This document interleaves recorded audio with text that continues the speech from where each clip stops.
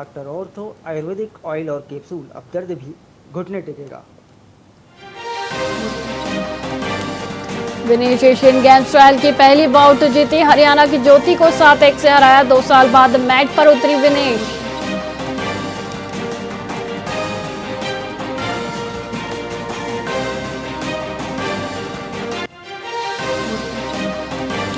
हरियाणा के 3 जिलों में झमाझम बारिश। पंचकुला, सिरसा, फतेहाबाद में बदला मौसम। हिसार में दिन में छाया अंधेरा और आंधी।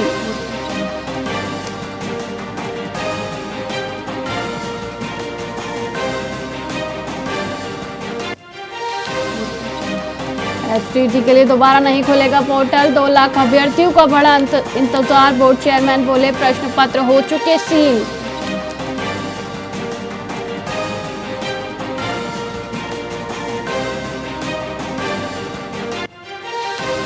कुरुक्षेत्र के सुभाष कलसाना बने चेयरमैन। सरकार ने नियुक्ति के आदेश किए जारी। कलसाना बीजेपी की टिकट पर लड़ चुके हैं विधानसभा चुनाव।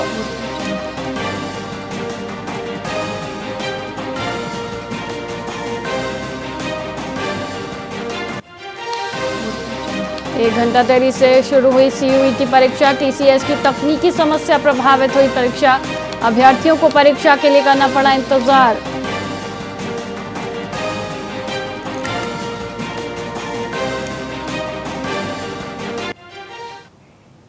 नमस्कार, आप देख रहे हैं वीआईपी न्यूज और मैं हूं आपके साथ वैशाली श्रीवास्तव। आइए रुक करते हैं खबरों की ओर।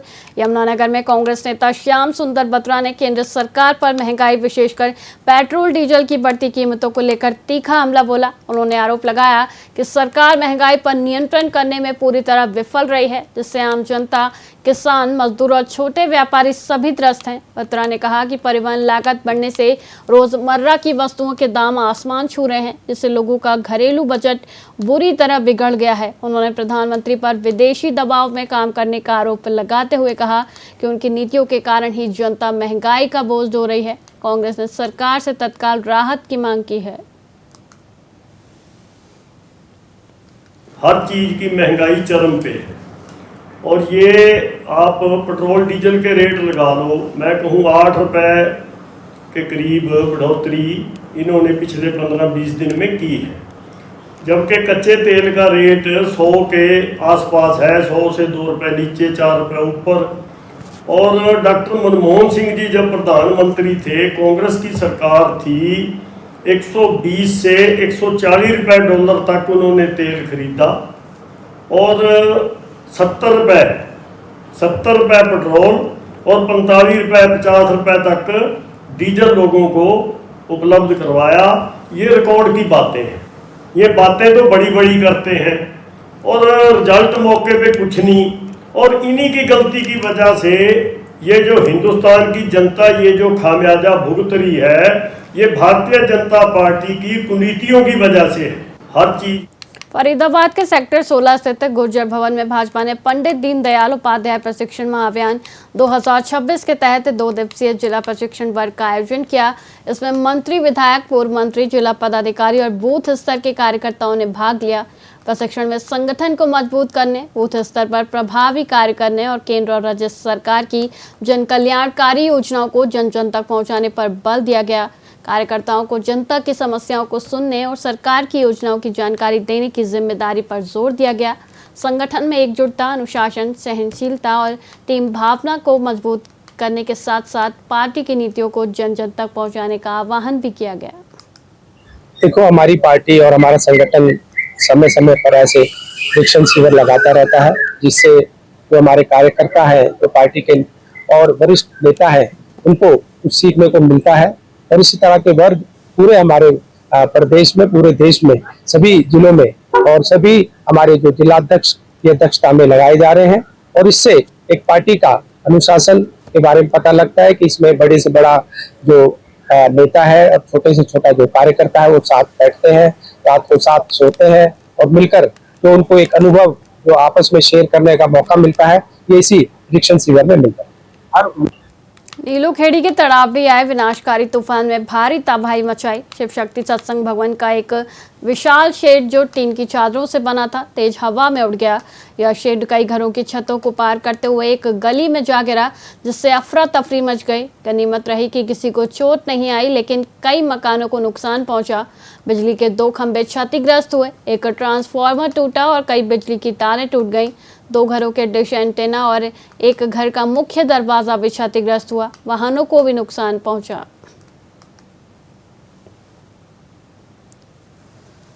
ये जो आज बहुत भारी तूफान आया है और इससे बहुत बड़ा, जैसे कि देख सकते हो, बहुत ज्यादा नुकसान हो गया है। ये कार खड़ी थी, ये बच गई है और कोई बच्चे खेल रहे थे, उनका भी बचाव हो गया है। लेकिन यहाँ पे ट्रांसफार्मर था, वो भी गिर गया है, टूट गया है, सप्लाई बंद है और जो बड़ी लाइन है वो भी टूट गई है और हमने बिजली वालों से फोन कर दिया है, वो अभी आके अपने को दुरुस्त करेंगे। सही, अभी तूफान आए थे, तूफान में देखा ये 2 मंजिल से ऊपर था, ये ऊपर चल घूम रहा था और तेज तूफान के कारण एकदम झटका ऐसा लगा, सारा का सारा यहाँ बिजली पब्लिक हेल्थ के ट्रांसफार्मर के ऊपर गिर गया। ये सारा इस मकान पता नहीं आया कहाँ से है, लेकिन मैंने काफी ऊपर ऊंचाई पे देखा था इसको। मुझे यहाँ पर ट्रांसफार्मर था, ये ऊपर से आया और सीधा ट्रांसफार्मर के ऊपर आई गिरा। ये ट्रांसफार्मर में नीचे धरती पड़ा हुआ जी, तूफान के कारण हुआ। हाँ बिल्कुल तूफान के कारण हुआ जी। दोनों देखो, आप देख रहे हो ना, ये पिलर ही पार दिए थे, खंभे हमारे जो ट्रांसफार्मर के थे दोनों पट गए और ट्रांसफार्मर गिर पड़ा है और ये 3 फेज की लाइन थी, ये सारी नीचे गिरी पड़ी है जी।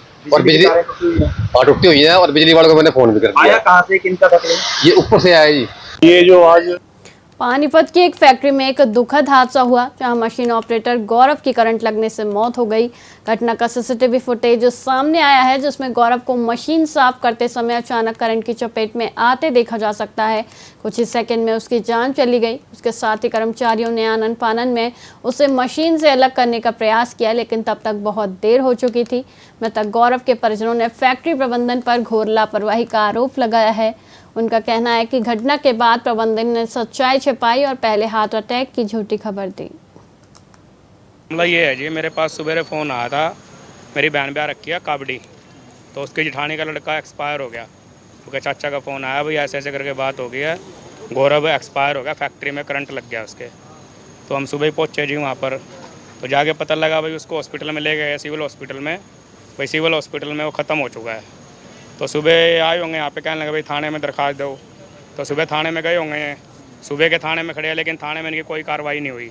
हाँ जी, क्या लगता है, लापरवाही हुई है? लापरवाही हुई है जी। मोटर बंद कर रखी थी, वो मोटर की सफाई कर रहा था, मोटर की सफाई करते टाइम करंट लग गया उसको। अस्पताल में भी लेके गए हैं उसको? अस्पताल में लेके गए हैं, वो 2-3 हॉस्पिटल में लेके गए हैं, लेकिन कौन लेके गए हैं? मालिक मजदूर लेके गए हैं। मैं थाने में गया था जी, यहाँ से फ़ोन आया हमारे पास, एक बार आ जाओ वहाँ से, मालिक भी अलग रहे वहाँ से और सारे लेबर को लेकर आओ वहाँ।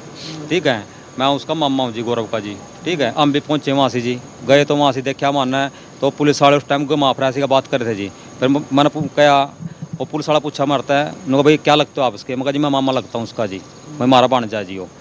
तो अच्छा, फिर वो क्या लग गया आपने किस तरह बेरा लग गया भाई, वो मंगवाना तो बस 10 बेरे लग गया बेरा भाई। 11 बजे से फ़ोन आया हमारे पास, कॉल आई तो भाई शुक्र का बात होगी, इनको थारा भांजा शुक्र का बात होगी और एक्सपायर हो लिया है जी। फैक्ट्री मालिक किया जी, मारता तो सूचना भी नहीं दिया उस टाइम जी। भाई लेबर वाले लेकर आए, घर भी सूचना नहीं दिया उन्हें, भाई मैं थारा लड़के का शुक्र बात हो गई है। ठीक है, मानो तो जी यहाँ से अस्पताल बालाजी अस्पताल में, प्रेम अस्पताल में सारा दिखाया, फिर सिविल अस्पताल का सारा लेकर यहाँ से लेकर आए। मामला ये है जी, फरीदाबाद के पल्ला थाना क्षेत्र में एक 13 वर्षीय किशोरी के साथ दुष्कर्म का मामला सामने आया है। जन्मदिन पार्टी से लौटते समय पड़ोस में रहने वाले एक युवक ने उसे बातों में फंसाकर अपने कमरे में ले जाकर अपनी हवस का शिकार बनाया। दुष्कर्म के बाद आरोपी ने किशोरी को छत पर पानी की टंकी के पास बेहोशी की हालत में छोड़ दिया और फरार हो गया। देर रात घर न लौटने पर परिजनों को चिंता हुई और तलाशने पर किशोरी बेहोश मिली। होश आने पर उसने आपबीती सुनाई। पुलिस ने त्वरित कार्रवाई करते हुए आरोपी को कुछ ही घंटों में गिरफ्तार कर लिया है और मामले की जांच जारी है। देखिए, ये पल्ला थाने के अंतर्गत एक चौहान कॉलोनी है, जहाँ पे नियाशा नाम की लेडी रहती हैं। तो इनकी भांजी इनके साथ काफ़ी 5-6 सालों से रह रही थी। तो वो किसी बर्थडे सेलिब्रेशन में गई हुई थी पड़ोस में। तो जैसे ही वो बर्थडे सेलिब्रेट करके घर पर आई, वो खाना दिया उन्होंने इनको। खाना देने के बाद जब वो वापस जा रही थी, खुद खाना खाने जा रही थी वहाँ पे, तो इनके पड़ोस में एक बिजेंदर नाम का व्यक्ति रहता था, जो इनका घर में इनके आना जाना पहले से ही था। अच्छी तरह एक दूसरे से जानकारी थी।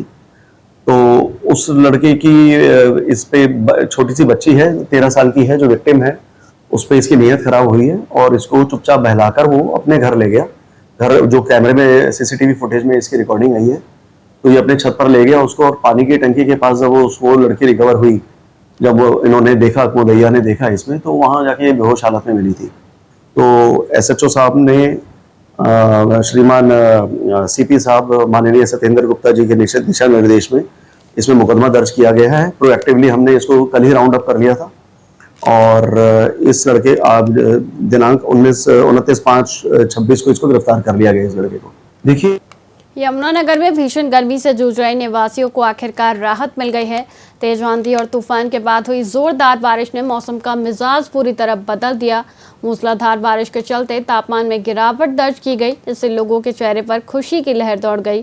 पिछले कई दिनों से पड़ रही भीषण गर्मी और उमस से जनजीवन को बुरी तरह प्रभावित कर रखा था।